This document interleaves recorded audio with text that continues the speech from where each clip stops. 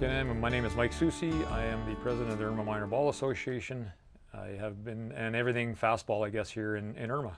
I started as a player back in probably the early 80s when my dad was playing with the Tigers. I was fortunate enough to get in a few games on nights when they were short.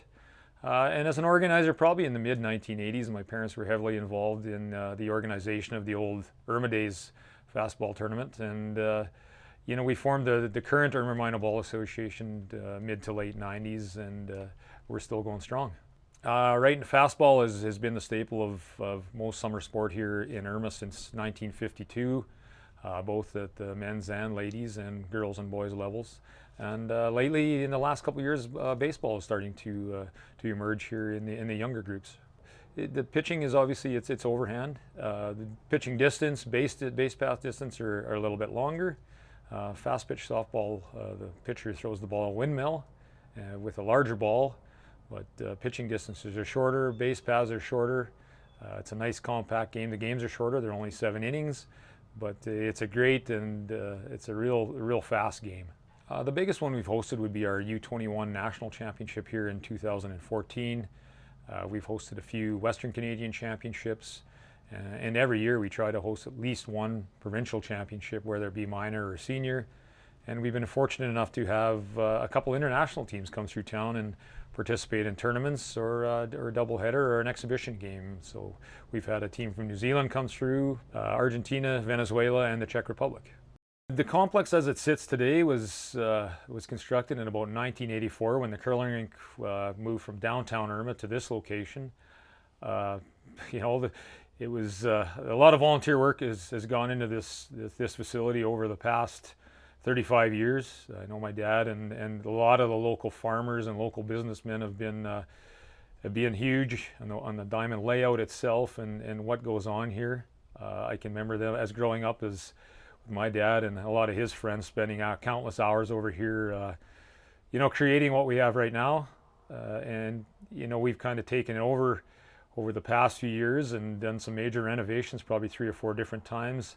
Hundreds of volunteer hours, businesses kicking in with product and labor, and it's just unbelievable. To look at this facility and what we have right now and realize that most of this was done voluntarily or in-kind donation. So it's something.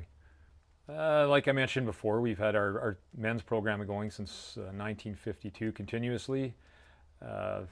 Me as an organizer, and I think a lot of the people who have been involved, we're almost at 3rd generation of young athletes coming through now, and we take pride in it. Like I said before, we won some national championships, and that sparks interest in the sport in town. Both girls and boys really strong right now. We traditionally have over 100 participants in our minor ball program. Lots of great volunteers. Lots of good food out of the concession. You can expect the campsite that's located on site to be full. Lots of people come out for the weekend and camp and enjoy the facilities that we do have here. Lots of friendly people, and we have other things to do, obviously, in town. But during a tournament-wise, it's all about the game.